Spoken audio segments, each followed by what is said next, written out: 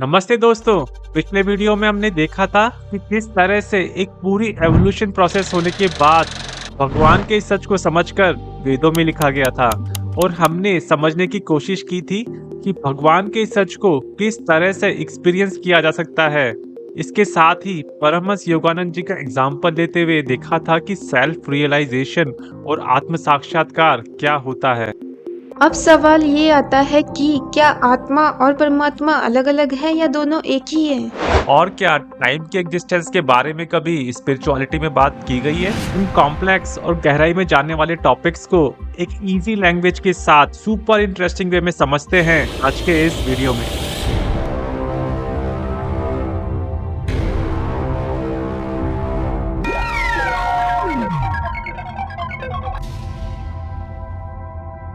अगर आपने B are Chopra का महाभारत सीरियल देखा है तो आपको याद होगा मैं समय हूँ।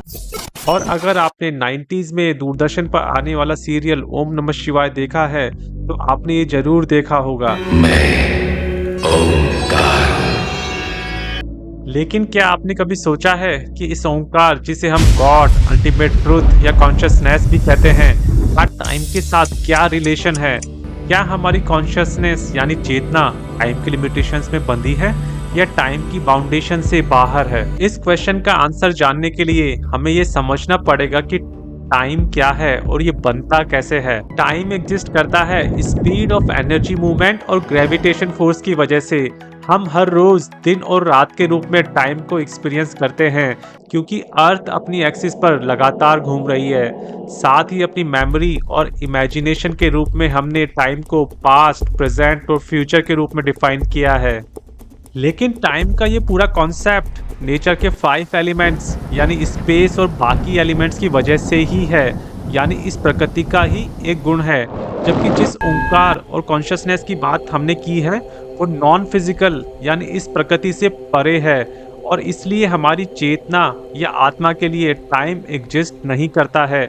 और हम इसे एक प्रैक्टिकल एग्जांपल से भी समझ सकते हैं। जब हम पूरी तरह से प्रेजेंट मोमेंट में होते हैं तो हमें टाइम का एक्सपीरियंस बंद होना शुरू होने लगता है क्योंकि उस समय हमारा ध्यान हमारी सेंसेस यानी फिजिकल नेचर से हटकर हमारी कॉन्शियसनेस की तरफ जाने लगता है, जो कि इस प्रकृति से परे होने की वजह से टाइम से भी परे है। और इसी बात को कई हजार साल पहले मांडुक्य उपनिषद के पहले श्लोक में लिखा है कि पास्ट, प्रेजेंट और फ्यूचर में जो सारा संसार है वो ओंकार ही है और जो चीज टाइम के इन तीनों कालों के परे है वो भी ओंकार ही है। तो अगला क्वेश्चन आता है, क्या आत्मा और परमात्मा दोनों अलग अलग है? इस क्वेश्चन पर सदियों से डिबेट रही है और यहाँ वेदांत भी 2 पार्ट्स द्वैत और अद्वैत वेदांत में डिवाइड हो जाता है। लेकिन यहाँ थोड़ा गहराई में जाकर समझने से ही पता चल जाता है कि ये डिफरेंस सिर्फ हमारे देखने के नजरिए में है।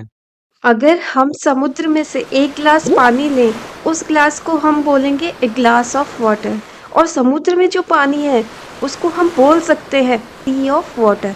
और क्या पानी ग्लास और समुद्र में अलग अलग है या पानी सिर्फ पानी है? उसी तरह आत्मा या परमात्मा या फिर कॉन्शियसनेस और सुपर कॉन्शियसनेस अलग अलग नहीं है बल्कि एक ही है। लेकिन क्या इस चीज को भी हम अपने एक्सपीरियंस से प्रूव कर सकते हैं? एक बहुत पुरानी मेडिटेशन टेक्निक में लोग पेड़ के सामने बैठकर अपना पूरा ध्यान उस पेड़ पर लगाते थे और ये ध्यान गहरा होने पर उनके और उस पेड़ के बीच का डिफरेंस खत्म होना शुरू हो जाता था और धीरे धीरे उनका एक्सपीरियंस उस पेड़ के साथ एक होने लगता था। और इसे ही बोला जाता है that the observer is the observed. यानी देखने वाला और जिसे देखा जा रहा है वो एक ही है। इस एग्जाम्पल से हम समझ सकते हैं कि इस पूरे यूनिवर्स में जो चेतना या आत्मा है वो एक ही है। और अगर आप वेदों में लिखे गए ब्रह्म वाक्य अहम ब्रह्मास्मि को ध्यान से समझने की कोशिश करेंगे तो उसका भी यही अर्थ है कि पूरे ब्रह्मांड की चेतना एक ही है।